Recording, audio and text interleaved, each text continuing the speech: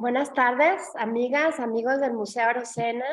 En nombre del Departamento Educativo, les damos la bienvenida, Gustavo Montes y una servidora, Tania Rubalcaba.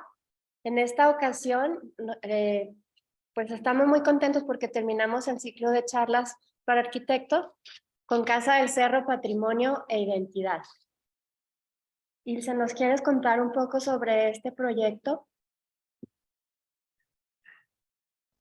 Claro que sí, gracias, Tania. Bueno, les agradecemos que estén compartiendo con nosotros en este programa que ya tenemos pues más de 2 años, la charla que da término al ciclo de 2022 con un excelente invitado que es de casa, que es el arquitecto Gustavo Montes, y pues gracias también al Museo Arocena por compartir y permitirnos estar juntos en todo este trayecto y en este importante pues proyecto que es Charlas con Arquitectos. Entonces, pues te damos la cordial bienvenida, Tania, Gustavo, y pues iniciamos con esta importante charla que es el patrimonio de la Casa del Cerro. Muy bien, pues gracias, Ilse. Tengo el gusto de presentar a Gustavo Montes y podría hacerlo desde anécdotas, ya que tengo el placer de conocerle hace muchos años. Me voy a adscribir a este guión que es sobre la semblanza, sin dejar de lado, pues subrayar que Gustavo es una figura emblemática aquí en la comarca lagunera. En lo que a arte se refiere, es como una figura del performance, del artes visuales, y también en su papel como activista a favor del rescate de espacios para pues, que los laguneros sigamos disfrutando de este patrimonio convertido en museos y en instituciones culturales.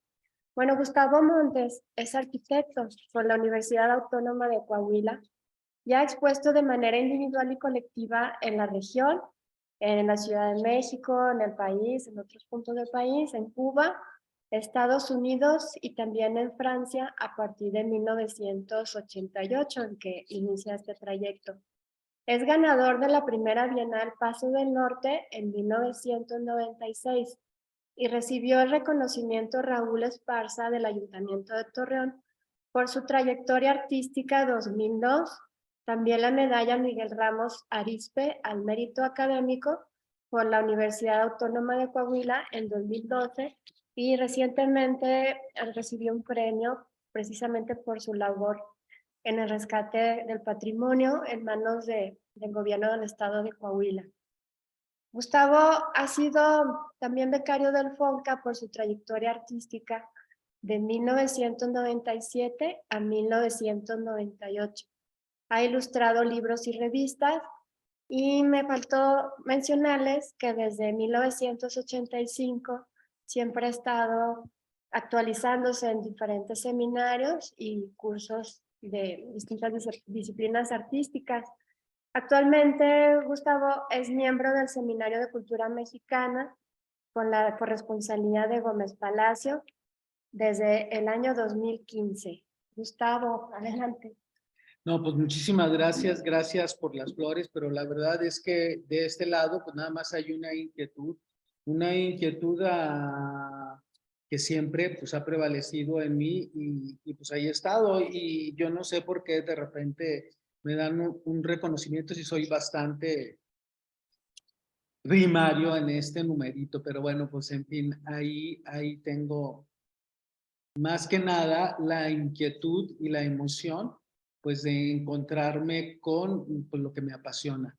Y lo que me apasiona pues ha sido prácticamente pues este quehacer del pensamiento humano que se ha llevado como parte importante de registro para ser lo que somos. Y en ese sentido, pues una de las cuestiones importantes en este sentido, pues es nuestro símbolo casa de la ciudad, que es Casa del Cerro en este momento que estamos tomando, que es Casa del Cerro.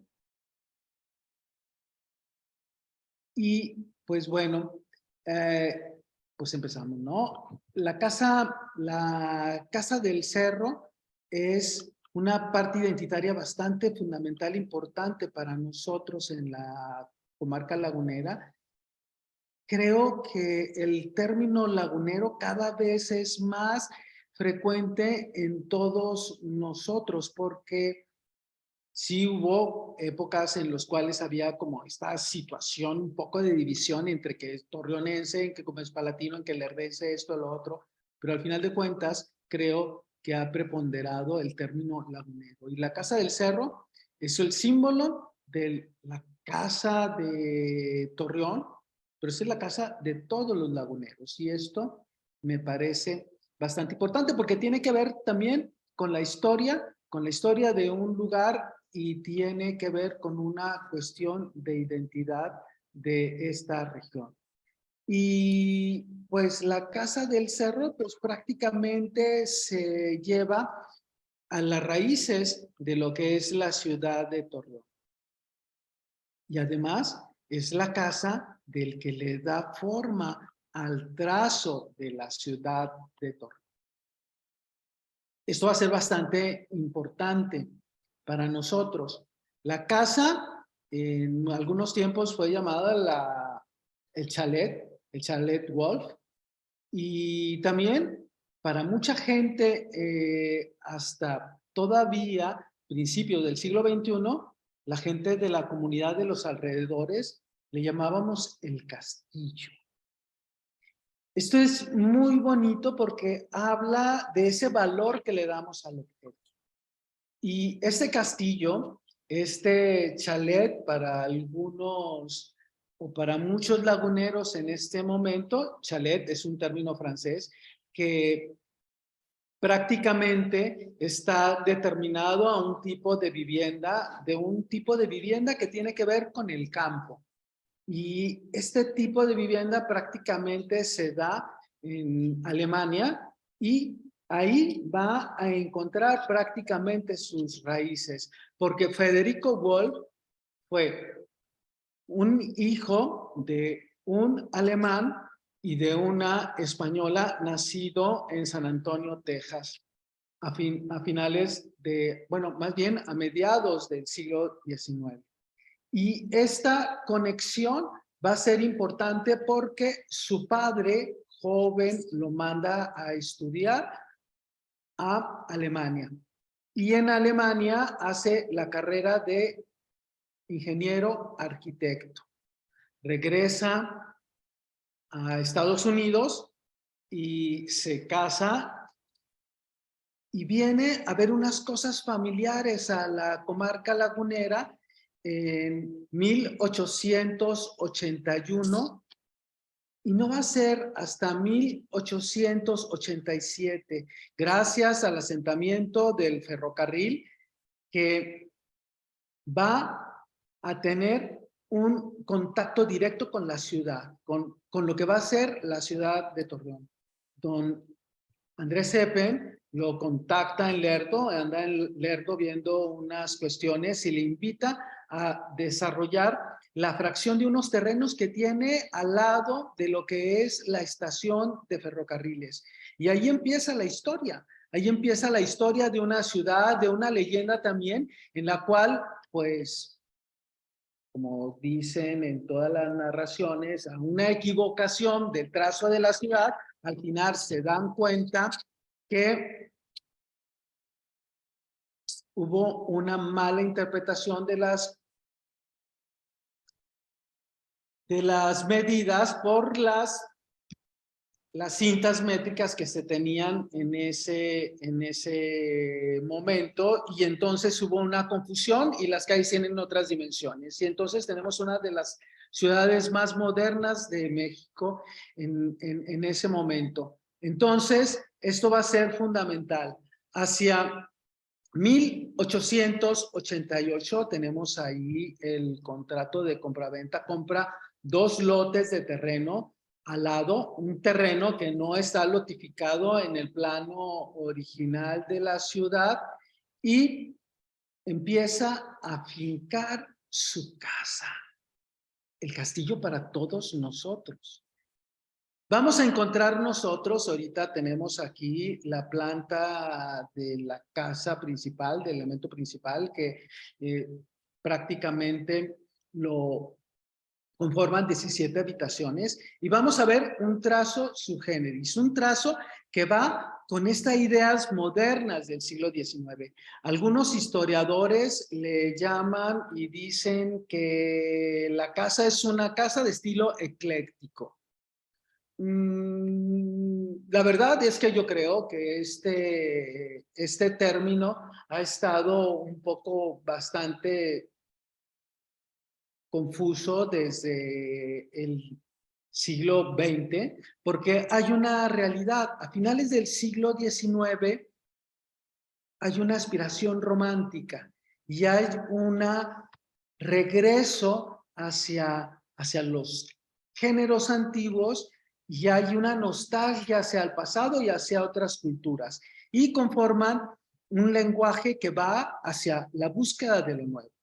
Yo creo, y en algunas ocasiones que he tenido como este discurso a las visitas, a los recorridos que en algún momento he dado de arquitectura por las ciudades, que nuestras ciudades tienen un espíritu romántico, una especie de remembranza del pasado y que llevan a conformar pues un estilo que no necesariamente es una amalgama de estilos, hay una conformación completamente de una idea romántica, un poco con esta cuestión de fantasía como wagneriana que se da a finales del siglo XIX y que nos van a llevar a la conformación de una arquitectura nueva que a principios del siglo XX pues va a conformar. Tenemos un trazo de unos polígonos que van a ser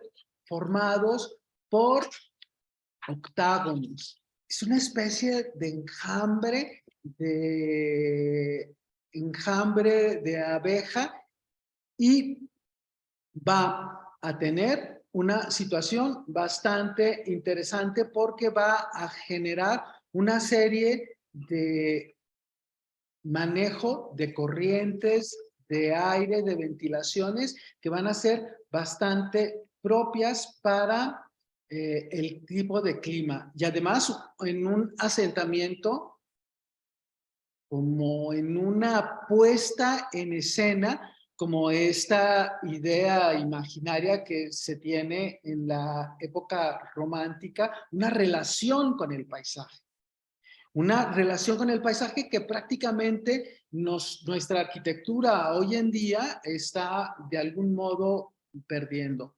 Y vamos a ingresar por un pequeño vestíbulo después de ascender un montón de escalones que ya en el libro de Tulitas nos va a decir que pues es casi un sacrificio para el galán que va a aspirar tener este romance con ella, subir tantos escalones. Sube a esta planta poligonal y va a determinar una serie de habitaciones con una idea y una serie de manejo de corrientes de aire bastante importantes y además va a tener una distribución bastante moderna. Ahorita en este momento estamos viendo la planta superior, la planta de las habitaciones y vamos a tener en esto cómo se va a conformar prácticamente la idea de la distribución íntima. La distribución del área íntima de la vivienda va a estar en la parte superior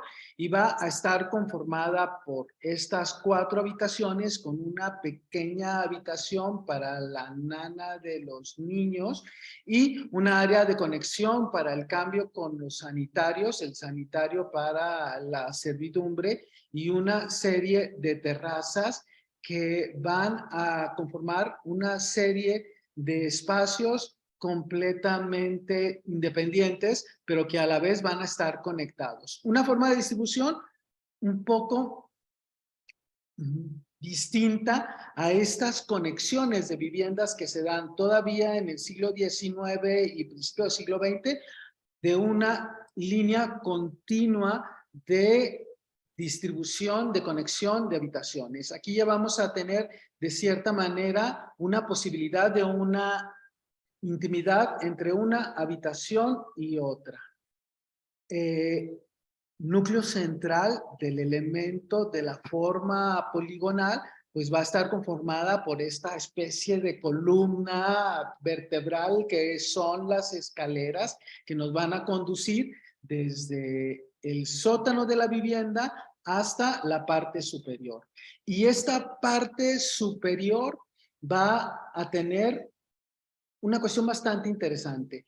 Hoy está sellado completamente porque es una casa museo, pero en la parte superior de este núcleo central, de esta columna vertebral, vamos a tener una serie de ventilas que va a ayudar a controlar el aire del sitio para escapar el aire caliente del lugar o controlar la cuestión de la ventilación para mantener un clima un poco más propicio para el clima que se vive. Estamos hablando de principios del siglo XX. La casa se construye entre 1994, 1995. Estamos hablando 2 años antes de la declaración de Torreón como ciudad. Esta casa habitación va a tener una fachada prácticamente de cantera. La cantera es traída de Durango.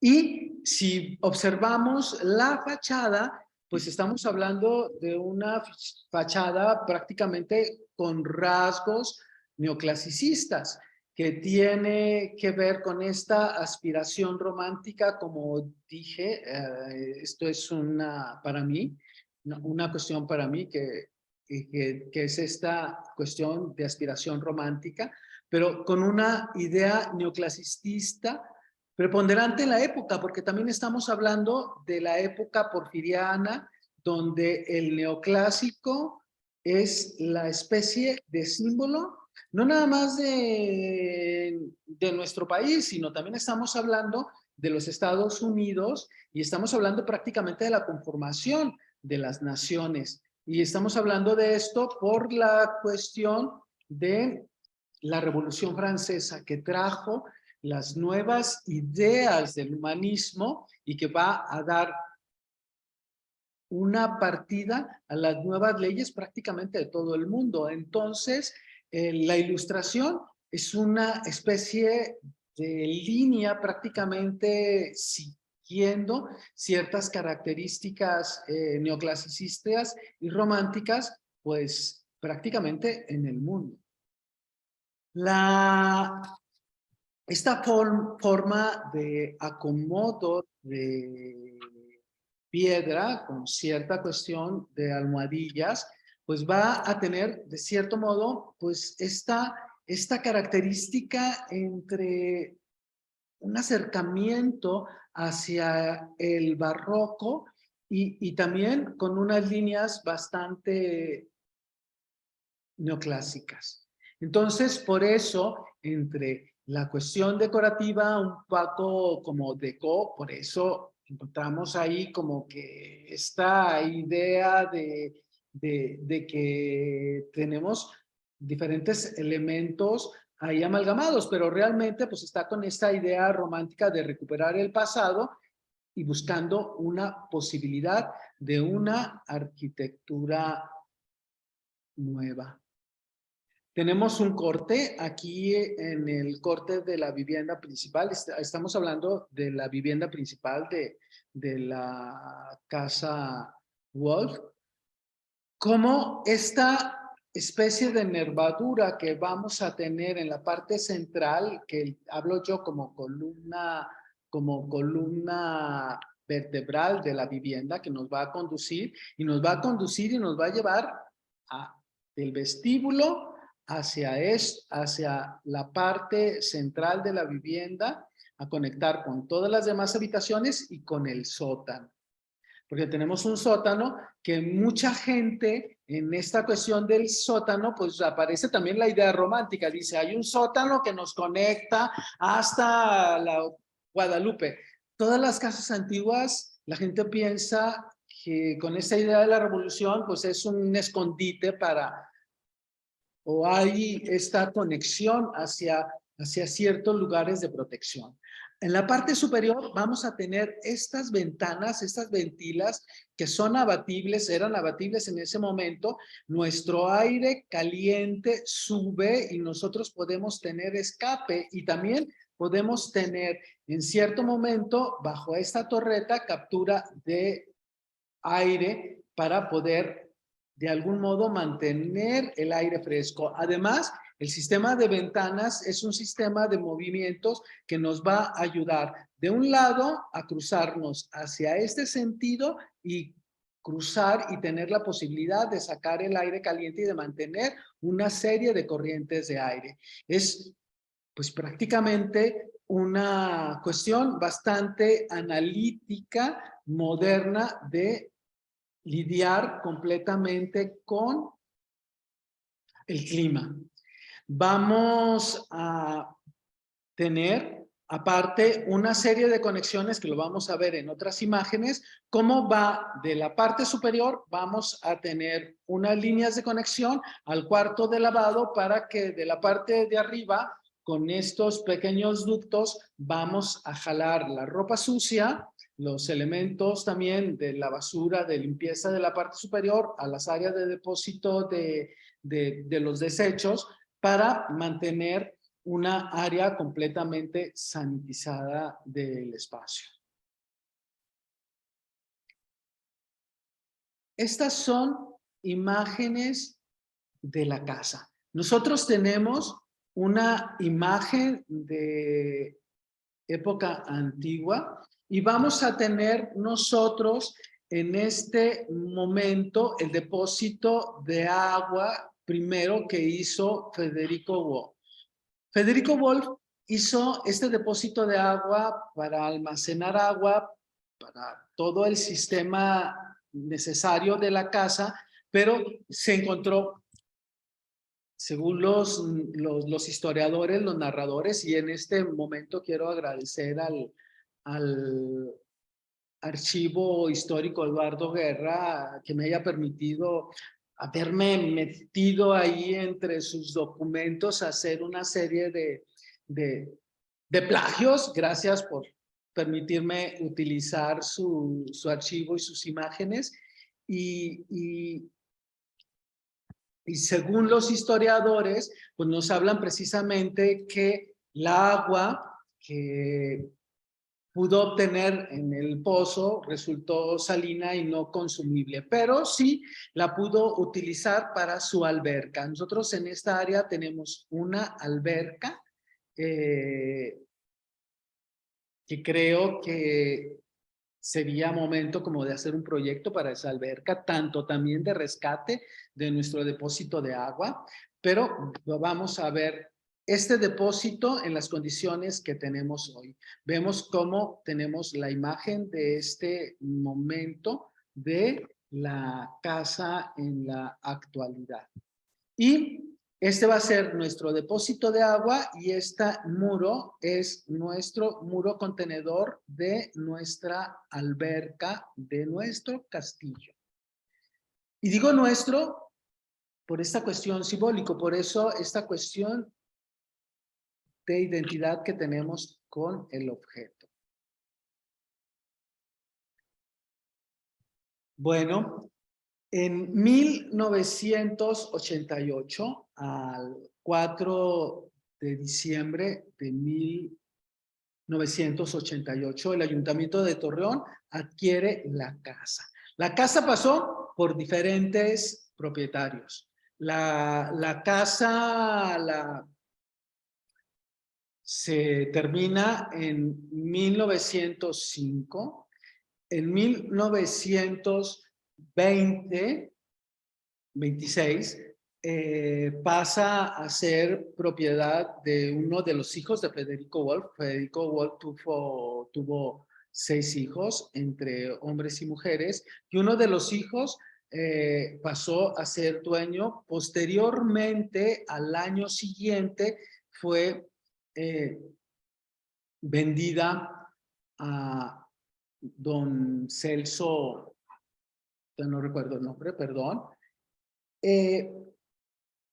Y posteriormente va a pasar de mano en mano en la familia de don Celso, y va a ser hasta 1988 que el Ayuntamiento de Torreón rescata la casa para la conservación del inmueble. Estamos hablando del primer inmueble municipal que compra y que interviene como una conservación del patrimonio. Y entonces ahí va a ser una cuestión bastante importante. Patrimonio. ¿Qué es el patrimonio? Es aquel legado que nos dejan nuestros padres, nuestra ciudad, para que las futuras generaciones tengan un registro de cómo vivíamos, cómo éramos y hacia dónde vamos. Si no podemos nosotros voltear al pasado y ver qué hicieron los que nos antecedieron a nosotros, pues no podemos aspirar a construir una situación mejor. Entonces, hacia 1991, en la administración de Carlos Román Cepeda, empieza a activarse prácticamente la conservación del inmueble. A junio de 1991 se forma un patronato, don Homero del Bosque lo preside, y entonces se forma este patronato para el rescate del inmueble. Y va a ser bastante importante que en este momento el arquitecto Miguel H. Ruiz, que tristemente entre vueltas y entre cosas, pues no está con nosotros en este momento, pero sería un testigo vivo prácticamente de esta cuestión de la restauración del inmueble. Nosotros tenemos aquí algunos objetos de levantamiento que se hizo porque prácticamente, como vemos en estas imágenes, las condiciones en que se encontraba ya el inmueble, porque había pasado por una serie de condiciones bastante complejas, ¿no? A ese momento, hacia 1988, la casa pues ya prácticamente estaba abandonada y en el momento del 88 al 91, pues prácticamente deshabitada también, fue pues un nido de gente que entraba a ver y a destruir, por supuesto. Hablan en los escritos de los investigadores y en las mismas pláticas con el arquitecto Miguel H. Ruiz de las condiciones en que se encontró, prácticamente sin puertas, prácticamente la madera destruida en la mayor cantidad de las piezas, lo vamos a ver en algunas imágenes, y aquí tenemos algunos testigos de esto. Gracias a estos testigos se pudo buscar la restauración del inmueble. Tenemos elementos de la baranda, de la escalera, por supuesto, y tenemos la cerámica. Esta cerámica va a ser bastante interesante. En este momento yo no, por estar en vitrina, no tuve acceso a corroborar la cerámica. Hace algunos años estuve en la restauración de la Casa Falla, que tristemente sigue sin concluirse la obra. Y este tipo de cerámica prácticamente es la misma que se tuvo en la Casa Falla. Estoy hablando de la manufactura. Y en la Casa Falla pudimos corroborar que las piezas de vidriado de cerámica son de origen italiano.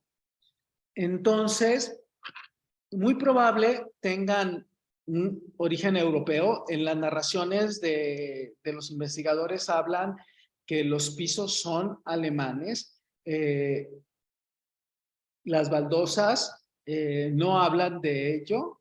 pero casi pudiera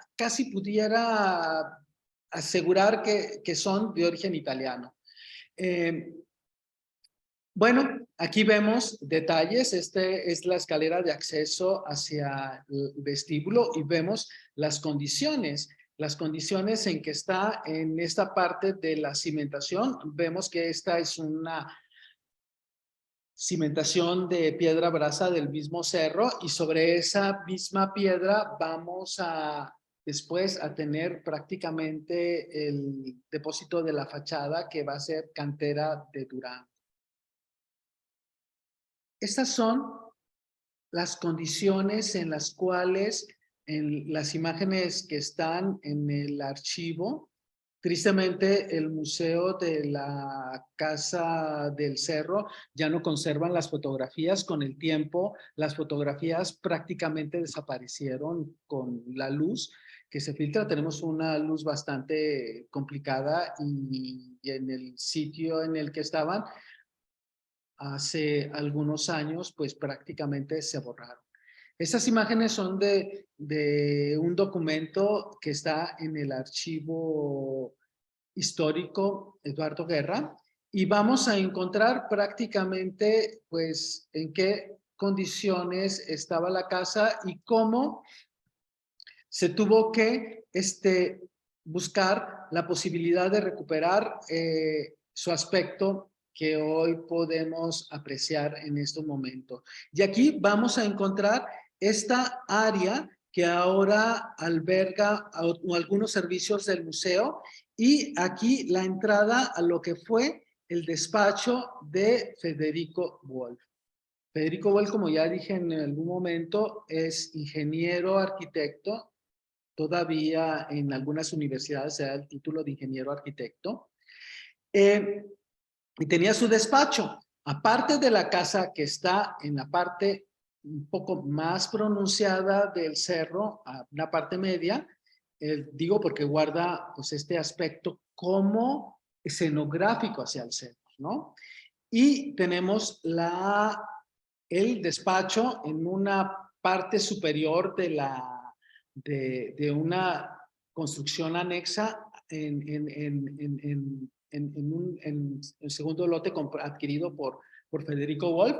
Y en la parte baja va a tener su bodega de almacén de materiales y en la parte superior su taller de construcción y su oficina.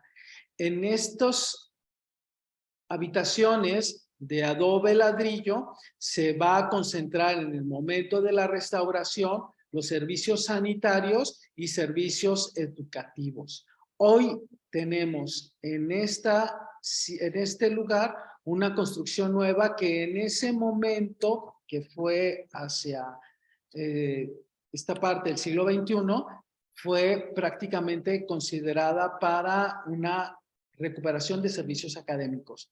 Ha pasado por diferentes usos estas áreas y lo vamos a observar un poquito más adelante. Aquí vamos a observar nosotros cómo está la condición de los pisos de madera de la vivienda. Va a ser bastante interesante porque, según las conversaciones que en algún momento he tenido con el arquitecto Miguel H. Ruiz, pues hablaba prácticamente que casi un 75% de la madera del inmueble pues estaba completamente dañada. Se tuvo que recuperar con madera nueva. Por eso, en la actualidad, la Casa del Cerro pues, requiere constantemente de una fumigación constante por la cuestión de la polilla. En las narraciones antiguas, en las narraciones de los investigadores, habla que la casa no requería fumigaciones, no se apolillaba porque habían traído madera de Estados Unidos completamente tratada para uso de la vivienda. Nos vamos a dar cuenta que los ladrillos de la construcción de la casa, del taller y de la casa, pues van a estar traídos de los Estados Unidos. Bueno, tenemos aquí estos pisos Estos pisos son de las terrazas y de los vestíbulos. Vamos a tener pisos de cemento, mosaicos de cemento, de pasta coloreada, pero bastante interesante. Estos pisos de mosaico dicen en los escritos que son alemanes.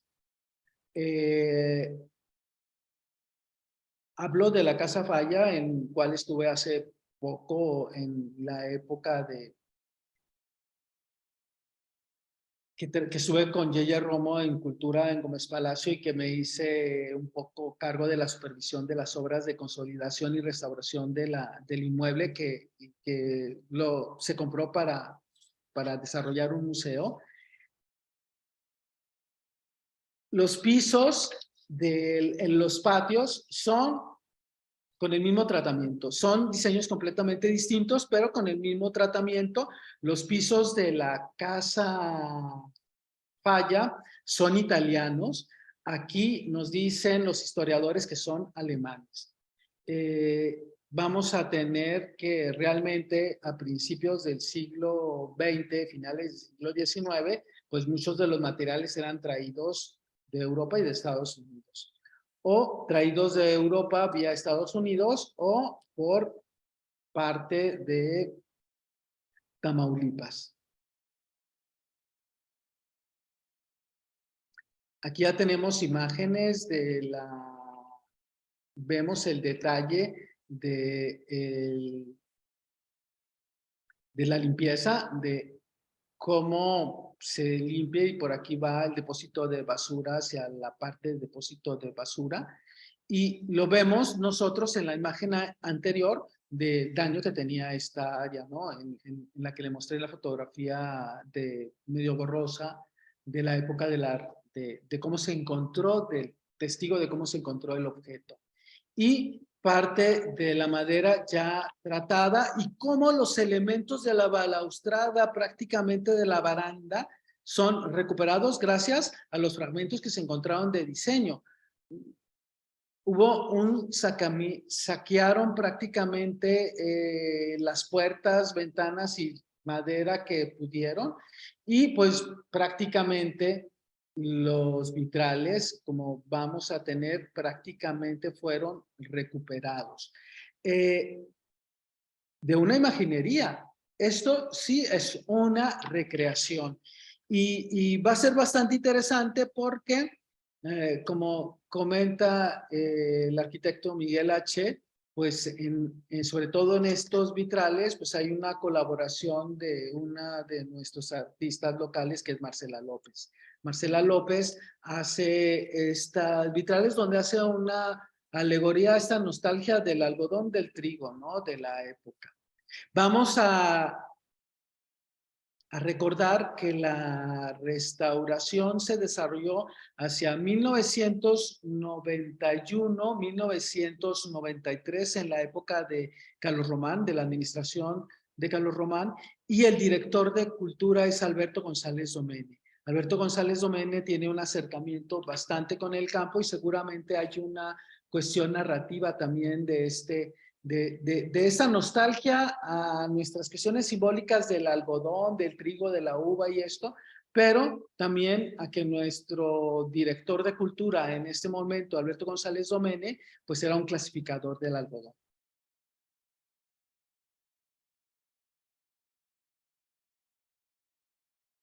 La recuperación del cielo y de estas ventanas que hablaba yo de control, de ventilación del inmueble de la parte central de la vivienda. Hacia 1997, 98, 99, en la siguiente administración, se pudo recurrir a una subvención del país, de un fondo para conservación del patrimonio construido. Y en esta ocasión se volvió a hacer una intervención, también de vuelta el arquitecto Miguel H. Ruiz, participó en estas cuestiones de la obra de restauración del inmueble, pero también vamos a tener que en este momento también va a haber una colaboración con uno de los museógrafos más importantes que hay en este momento en México, que es Jorge Viviesca. Jorge Viviesca había trabajado en el Museo de Arte Moderno, había desarrollado una serie de museos y de museografías en todo México y hace una colaboración gracias a una conexión que tuvo con la directora del sitio en ese momento y que también estuvo ahí junto con el arquitecto Miguel H. Ruiz, la administración de cultura en este momento, y ella pues trabajando completamente en todos los requerimientos que solicitaba el país para poder adjudicarse la subvención económica. Estoy hablando de Adela Murillo en ese momento y que duró bastantes administraciones como directora del recinto de la Casa del Cerro. Y entonces a esta época debemos la mayoría de la disposición museográfica del sitio. Nosotros tenemos esta área de la cocina. La área de la cocina no está recuperada totalmente como cocina, pero nosotros vamos a tener esta pequeña paso que va a ser en esta ocasión el paso que vamos a tener de este lado hacia el comedor. De este lado vamos a tener del área de preparación de los alimentos y del acomodo vamos a pasar por esta pequeña puerta y vamos a tener en este servicio a pasar los alimentos para que la servidumbre haga el servicio completo de los alimentos en esta zona. Entonces hay una esclusa para poder llegar a dar el servicio de los alimentos de un sitio al otro. Tenemos la baranda de acceso, el área hacia la cuestión del área social.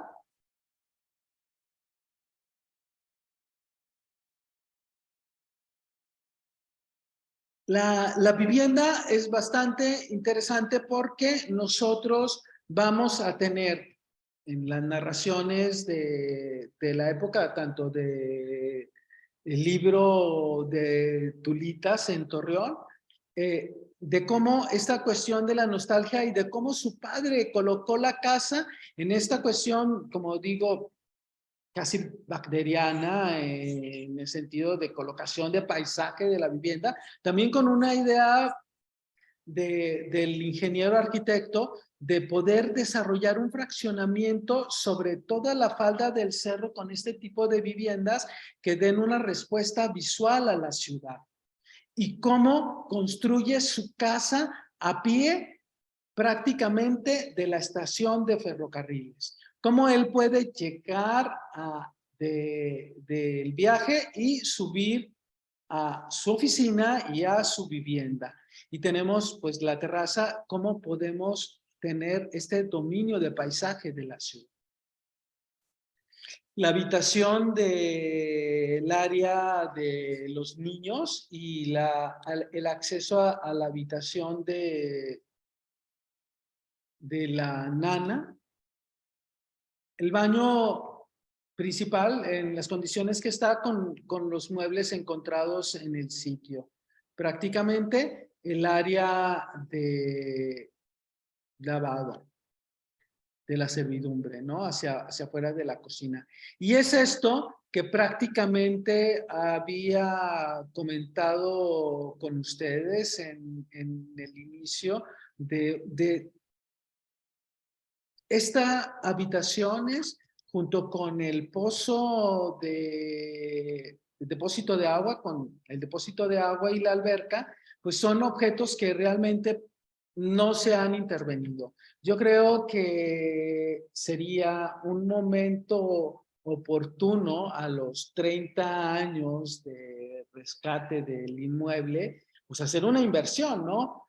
Conmemorar estos 30 años de la adquisición de la vivienda, diciembre de 1988, de la compra del inmueble.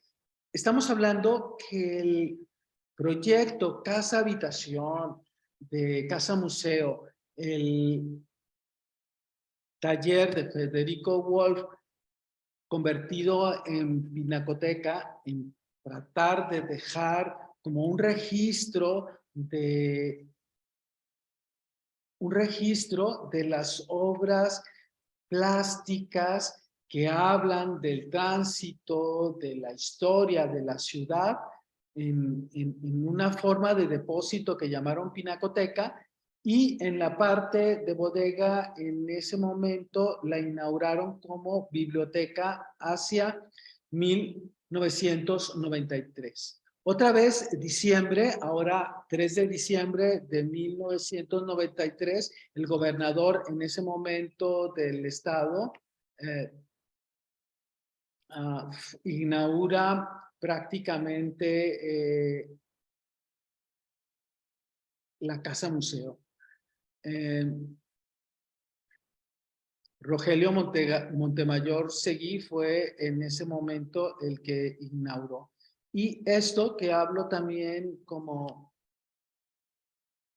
esa necesidad, ¿no? de recuperar estos espacios, la alberca y el depósito de agua. Creo que pudieran generarse algunos proyectos interesantes sobre estos espacios. Bien pudieran albergar muchas otras cosas. No necesariamente tendría que seguir siendo alberca, pero también qué lindo sería que pudiéramos nosotros subir esa área y ver un cuerpo de agua. Tener un espejo de agua donde se refleje el cielo. Yo creo que esa nostalgia, esa añoranza que tenía también en ese momento, esta idea del agua, esta idea o presencia del agua, esta imagen puede ser de muchísimas maneras, ¿no? Con agua o sin agua. Esta ausencia o presencia del agua. En una época donde pues realmente tenemos nosotros pues una ciudad desierta y una región completamente siniestrada en estos aspectos. La Casa del Cerro sigue ahí en pie, seguirá, espero que siga en pie y que sigamos todos los laguneros identificándonos con ella como nuestro castillo, como nuestro lugar romántico ideal de un visionario del siglo XIX que da un legado al siglo XX y que en este siglo XXI todavía todas nuestras quinceañeras, todos los que se casan, quisieran tener un retrato a los pies de su castillo.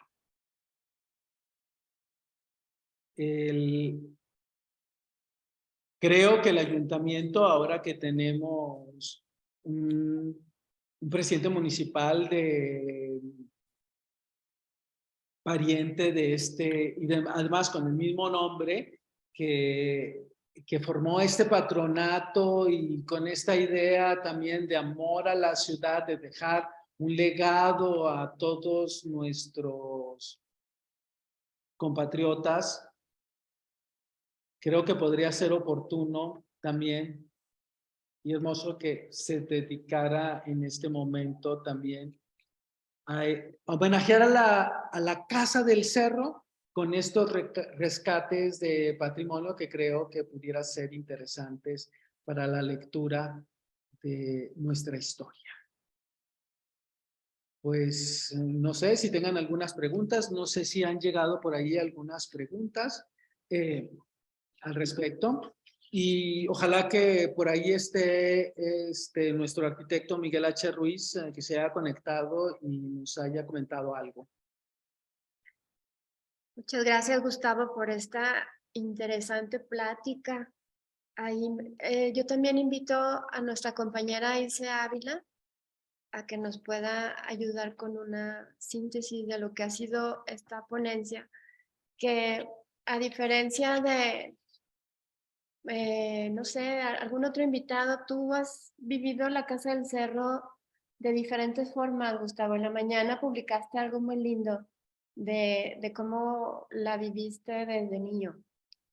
Sí, por supuesto. Digo, afortunadamente desde niño tenía la presencia de la casa con esta idea que llegábamos a la Alianza a comprar el mandado y la veíamos ahí como este tesoro que está ahí, como esta fantasía, ¿no? El cuento de hadas está ahí y está a nuestros pies. Existen realmente esas cosas, ¿no? Y cómo posteriormente en la preparatoria, en la universidad, en su estado de abandono, pues me metí como vándalo, realmente, por la parte de atrás, en la cerca, nos metimos unos compañeros y estuvimos ahí viendo y ilusionándonos en cómo pudiera ser la vida en ese momento, en ese lugar. Y luego, posteriormente, en un momento me tocó estar como un tiempo corto como director de la casa, y pues viví la casa de una manera distinta. Era mi casa, siempre ha sido mi casa. Yo creo que ha sido la casa de todos los laguneros de siempre, porque siempre tenemos la imagen de la casa. Creo que la Casa del Cerro es el museo más importante de la ciudad porque es una parte de nosotros mismos. La hemos vivido desde sus inicios de ciudad y la hemos vivido bajo todos los niveles, porque una de las cosas más vívidas del sitio es la gente de los alrededores y la gente que va a las compras, al sitio, ¿no? Que la ven como su castillo. Y digo en este caso porque en algunos proyectos, estando ahí en la Casa del Cerro, involucrando prácticamente a los habitantes del sitio, pues lo ven con esa cuestión de grandeza, ¿no? Y cuando yo he comentado, no quiero ver que esto sea como una cuestión clasista o esto, pero sí, bajo otros circuitos, y digo, no, es que es el castillo, la gente lo ve como si fuera su castillo. He tenido reacciones de se ríen, ¿no? Pero ¿cómo el castillo? Pues sí, para la gente del sitio que vive en unas condiciones distintas, es su castillo. Es un imaginario de algo superior a lo que solamente pueden ver en la fantasía, ¿no? Entonces, eso es muy bonito. Muchas gracias, Gustavo, porque ahí ya nos das tu vivencia como niño, como estudiante, como arquitecto, como docente, como director de ese espacio, también como ciudadano en esta búsqueda por recuperar ese patrimonio. Creo que es un testimonio por eso muy valioso que nos da. Mira, tienes felicitaciones de Cookie Gutiérrez, dice felicidades a Gustavo Montes. Soy la directora de este maravilloso lugar y estoy fascinado con el relato. Alma Cristina Montes está de acuerdo contigo, es un castillo lo que vemos. Ubaldo Veloso Obregón menciona que le daría el nombre de nuestro castillo al Hotel Salvador y que ojalá un día se recupere, es de la misma época. Ya había comentado Ubaldo también que la Casa del Cerro es sin duda un gran ejemplo de restauración y conservación, caso único de nuestra ciudad, pero ¿qué pasa?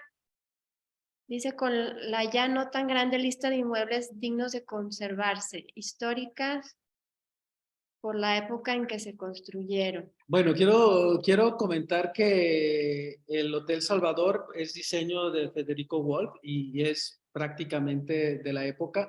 Y también es algo bastante interesante. Hablo cuando en algún momento hago esta conducción con mis alumnos de arquitectura, pues hablo de esta arquitectura romántica y nosotros vemos el Hotel Salvador como tiene un espíritu medievalista.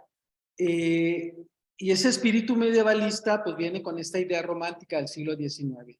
Una recuperación del pasado, pero con una visión completamente distinta. No es una copia completamente de lo medieval, sino que nos lleva a otra interpretación, a una búsqueda de esas raíces medievales a una cuestión más moderna.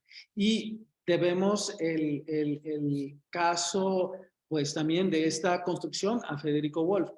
Federico Wolff construyó diferentes inmuebles en la ciudad. Tristemente, como mencionan en los comentarios, pues nuestro estado ha deteriorado desde hace un rato, y la época más fuerte de deterioro, de pérdida de patrimonio cultural construido de nuestras ciudades fue en los 80s. Y digo en los 80s porque yo estudié en los 80s arquitectura. De hecho, un pedacito de mi servicio social lo hice en el INAH, en la cuestión de registro de inmuebles, patrimonio. Entonces íbamos, visitábamos, tratábamos de sacar medidas y dibujar los inmuebles para tener un registro. De hecho, los catálogos de patrimonio son de los 80s.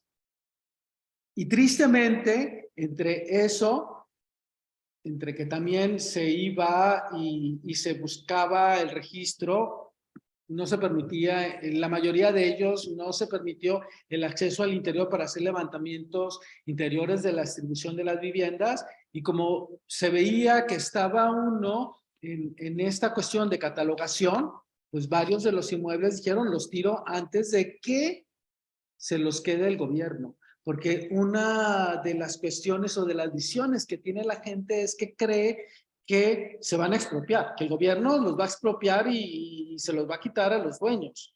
Pues no, digo, tenemos la casa de Federico Wolff como pues fue adquirida por el municipio para conservarla como testigo del proceso histórico de la ciudad.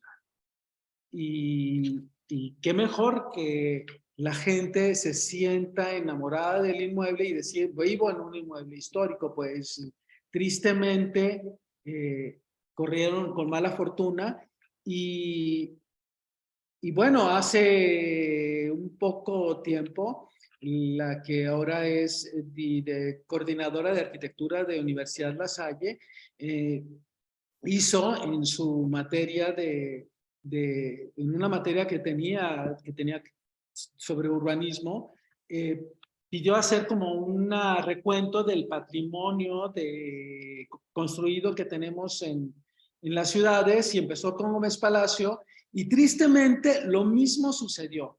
Y digo yo esto porque algunos de ellos eran mis alumnos, fueron a un inmueble, pidieron permiso, dijeron sí, vengan la próxima semana, les damos acceso para que hagan levantamiento. Llegaron la próxima semana y el inmueble ya había sido derrumbado. Dijeron, primero lo tiro a que quieran conservar. Entonces, pues creo que nos toca a nosotros ir enamorando a la gente para que conserven aquello que va a dar en un momento un registro de cómo vivimos los laguneros en algún momento de la historia de nuestras ciudades. Gracias, Gustavo. Mira, te siguen felicitando por la difusión de nuestra historia. Piden que se repitan estas crónicas con la historia de los inmuebles de nuestra ciudad. Y Eli Guevara menciona que para ella la Casa del Cerro es el mejor museo de la ciudad. Eli, me voy a enojar porque estoy en la Arocena. No, bueno, digo yo que es nuestra casa de identidad más importante, pero aquí digo, tenemos las dos casas, la Casa Arocena y la Casa del Cerro, que son las dos casas museos de Torreón, pues, porque tenemos otra casa museo en La Laguna, que es el Chalet Gorosabe. Ah, muy bonito también. No, Eli, en realidad yo te quiero decir algo y de ahí le voy a hacer una pregunta a Gustavo. Fíjate que a mí la Casa del Cerro me encanta y he ido yo así algún día nada más para disfrutarla, la recorro. La verdad es que nunca me canso, siempre encuentro cosas nuevas. A veces he ido en visitas guiadas, a veces me cuelo a esas visitas guiadas, pero ya perdí la cuenta de cuántas veces he estado ahí. Y de todas esas visitas, Gustavo, al final yo escucho que la gente siempre pregunta, ¿por qué si esta casa, así como tú la describiste, no solo es tan hermosa, sino tan funcional? ¿Por qué esta casa que fue hecha pensando en el clima, o sea, tú hablabas de la luz, del viento, de los materiales incluso que pues forman parte del entorno, de por qué ya no se hacen casas así, si de alguna manera tiene criterios de sustentabilidad, por qué eso no se replica en nuestra época? Y es una pregunta muy recurrente que yo escucho cuando voy. Bueno, digo, también tiene un costo. También tiene un costo y pues las viviendas a un costo más bajo, pues hay mayor posibilidad de tener vivienda. Entonces, pues digo, tiene un costo este tipo de vivienda, pero por supuesto podemos tener costos menores con este tipo de utilización del medio ambiente. Y digo de utilización del medio ambiente porque hay una cosa, Alberto Campo Baeza, un arquitecto que uno de mis arquitectos favoritos, digamos, de cierta manera, dice que nosotros contamos con el material más valioso que existe, pero como es gratis, no lo valoramos. Y realmente la luz es uno de los materiales, y ya lo dijo Newton, dice, es crepuscular la luz, es un material, y no lo valoramos porque es gratis. Lo tenemos, nosotros tenemos mucha luz. ¿Cómo vamos a lidiar con esta luz para sacar provecho a esa luz? ¿Cómo tenemos ese viento para sacarle provecho a ese viento, para tener una casa más confortable? ¿Y cómo vamos a utilizar los materiales para poder tener una casa más confortable? Y el problema es que también tenemos una cuestión de valoración de los materiales, porque uno de los materiales más importantes que tienen que ver también con la ecología y con todo es la tierra. Y como la tierra no aplica a cuestiones de financiamiento, pues la gente la desecha y entonces no vale. Pero es uno de los materiales más valiosos, la tierra. Y creo que en este momento de cambio climático, de una revaloración de la tierra, pues creo, y hablo de la Tierra de nuestro planeta, no nada más del material de la Tierra, pues creo que la Tierra como materia es fundamental recuperarla, ¿no? Y darle el valor que tiene realmente. Entonces, pues nos hace falta como encontrarnos con esto y que los arquitectos, como dijeron en algún momento, en algún congreso que fui, que somos, y digo somos porque tengo el título de arquitecto, la responsabilidad parece que no fuimos a la escuela.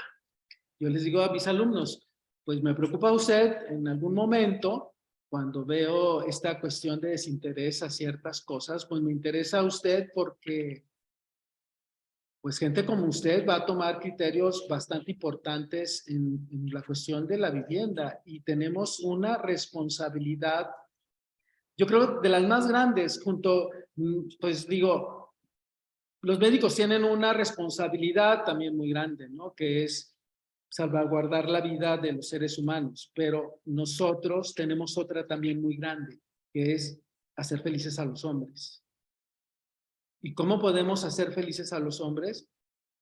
Pues dándoles una vida más cómoda y una vida en la cual ellos puedan sentirse a gusto, felices y deslumbrantes en el sitio en el que viven. Y eso está bien difícil. Está bien difícil, pero tenemos la capacidad de poderlo hacer. Nada más es cuestión de que nosotros podamos abrirnos los ojos y decir, ahí están los materiales, enamorar a la gente y sé que vamos a trabajar con los que dan los financiamientos, pero creo que podemos luchar y podemos hacer un mundo mejor. Qué bonito cierre, Gustavo. Muchas gracias. Mira, pues seguimos también aquí reconociendo la participación. Esta ha sido una transmisión pues nutrida con muchas felicitaciones, agradecimientos. Cookie Gutiérrez nos invita a la noche en el museo el sábado 3 de diciembre. Ubaldo, muchas gracias por tantos comentarios tan valiosos. Y finalmente Ramón Acosta te manda saludos y agradece la gestión de las personas del museo y demás que trabajan por esta gran obra de divulgación cultural. Nos has dado tareas pendientes, nos has dado lecciones para otros arquitectos, para la población en general, Gustavo, y pues desde el inicio tu aportación ha sido sumamente valiosa porque desde también la recuperación que haces de documentos históricos, o sea, no me imagino cuántas horas le dedicaste a esta presentación, pero se ve el amor que tienes definitivo por todo lo que es la comarca lagunera. No, pues muchas gracias. Muchas gracias, Gustavo. Ilse Ávila, sin duda va a ser una presentación memorable y que va a seguir replicando visitas, Gustavo. Muchas gracias. Claro que sí, Gustavo. Como desde el momento en que planeamos estas charlas, el objetivo de este semestre era visibilizar el rescate del patrimonio construido histórico de la ciudad de Torreón, y fueron dos grandes ejemplos que nos permitimos presentarles con dos grandes expositores, tanto lo que viene siendo la Casa Mudéjar como lo que es la Casa del Cerro, desde dos visiones distintas, pero todas muy enriquecedoras. Entonces, pues en esta colaboración que tienen la Escuela de Arquitectura de la Universidad Autónoma de Coahuila y el Museo Rosena, pues nos queda más que agradecer y iniciaremos con una nueva temática a partir de enero para seguir fomentando y sensibilizando estos temas tan importantes para nuestra sociedad y sobre todo tanta falta que nos hacen para generar una identidad patrimonial y disminuir o poder poner nuestro tema en la mesa para tratar de, pues, si no mitigar o evitar o concientizar la destrucción del mismo. Entonces, hay que evitar esto y visibilizar casos de éxito como fueron estos dos que presentamos en este semestre de agosto-diciembre con estos dos grandes temas. Gracias, Gustavo. Gracias, Tania. Y pues gracias a todas las personas que nos acompañan tan amablemente. Muchas gracias, Ilse Ávila, de la Escuela de Arquitectura de la Universidad Autónoma de Coahuila. A Gustavo también, bueno, pues colaborador del museo y también compañero de Ilse. Y como lo mencionaba mi compañera, bueno, al arquitecto Víctor H. Torres también en su plática sobre Casa Morelos, le damos las gracias por haber sido parte de este proyecto, Carlos Castañón, y esperamos que el siguiente programa siga siendo un éxito. A todos quienes nos acompañaron, que pasen bonita noche y los esperamos aquí en esta su casa. Hasta pronto. Hasta pronto. Muchas gracias.